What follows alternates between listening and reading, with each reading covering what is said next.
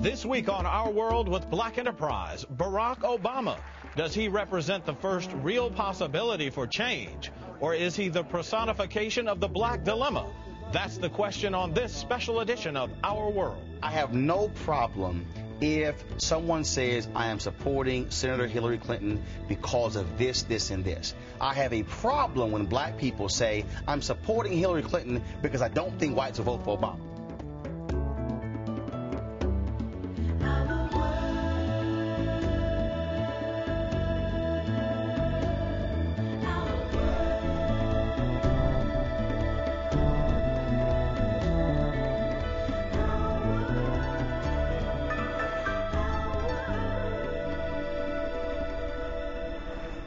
Many say for the first time in America's history, there is a real possibility that an African American could become president of the United States. There is not a black America and a white America and Latino America and Asian America. There's the United States of America.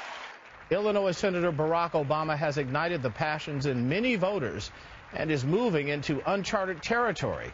His run for the White House has raised some unique questions. Blacks now have to pick sides in a way they never have before. Does race trump politics? Are you a Tom if you vote for someone else? Is Obama black enough to gain unwavering support? Is the Clinton black magic stronger than Obama's charm? All questions we pose to our panel on this special edition of Our World with Black Enterprise.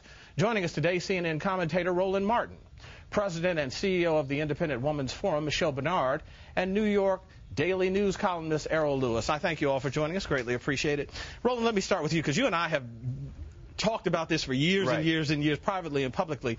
Talk to me, first of all, about what you've seen out there and what has surprised you most with this, what we are calling this phenomenon we know as Obama now. Well, it is stunning that black voters waited for white voters to validate a black candidate so they can say, okay, the brother's good enough for me to vote for him.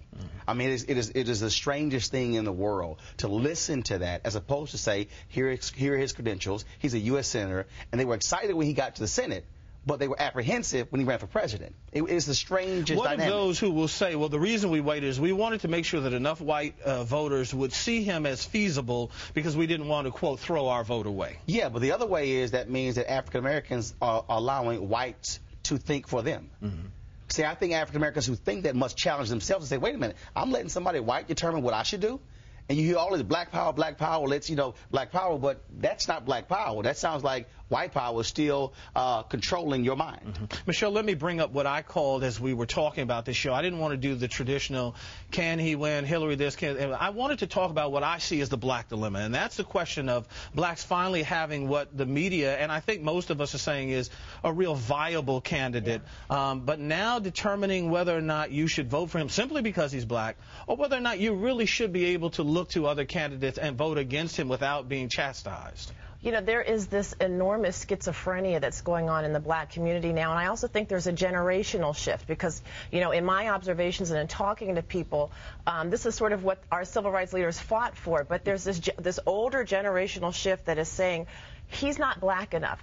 We're sticking with Hillary Clinton because somehow Hillary Clinton is more black than Barack Obama. I've had African Americans say to me, we don't support people like Barack Obama. We don't support people who have a white mother. I don't like Adrian Fenty. I don't like Cory Booker.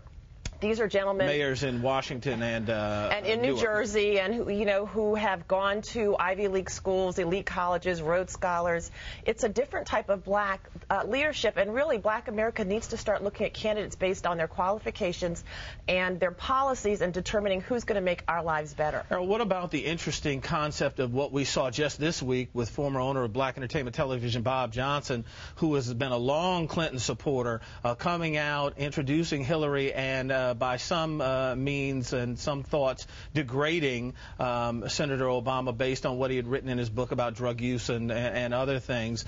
There will be those who will suggest that had Obama been white, that's just regular politics. There are others who are saying you're going against the race and you should have never been able to do that. When I saw Bob Johnson up there denigrating Barack Obama, choosing the Clintons, who he's personal friends with, over this young man, what I saw was that generational divide right there in America's face, where he's saying, I don't care who you are, kid. I don't care if you are the culmination of the civil rights movement, that all of that marching, all of that fighting was so that somebody like you could come along, could go to Harvard Law School, could be a phenomenon in national politics. The only black sitting, United States senator, probably the third one elected since Reconstruction.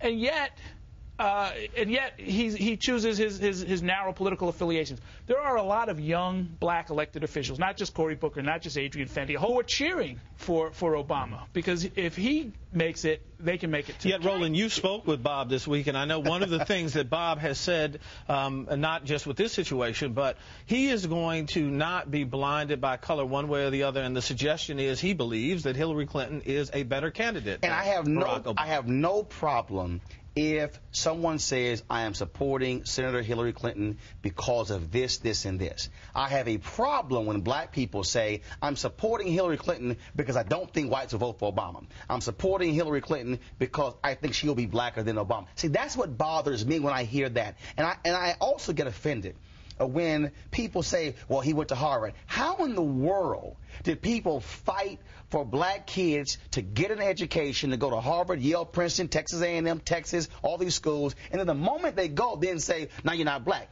So exactly what in the world were you doing? Just thinking about the words, the statements that Bob Johnson made, and clearly, I believe, alluding to Obama's drug use that he's admitted in one of his books, that was Bob Johnson. Which we should note that Bob now says was not the case, and not what he was alluding to. And I told Bob point blank, Bob, you're wrong. We know what you were doing. Yeah, I don't think it passes the sniff test, but really, if you think about it, his words were analogous to him doing his own Willie Horton ad from, like what we saw in the 1988 presidential election. It's like he's now putting out this image: if you vote for a black man, you're going to have a drug dealer in your neighborhood. It was a horrible thing to do. It was very insensitive and actually pretty stupid.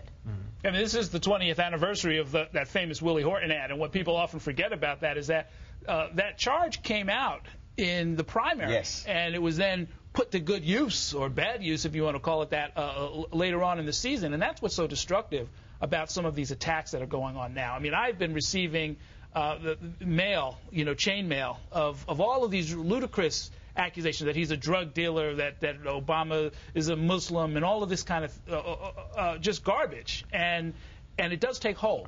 Let me take a break here. When I come back, I want to talk about what I think has been the masterful job that Obama has done in terms of running this race and not being too black, but being black enough to a degree. We'll take a break and come back. The Clinton black magic is going to wear off because Hillary Clinton is not Bill Clinton, and Bill Clinton and Hillary Clinton, they are not black people. That's the bottom line. Our World is being brought to you by Chevy, an American Revolution, and by Walmart, the place to get low prices on everything you need this football season.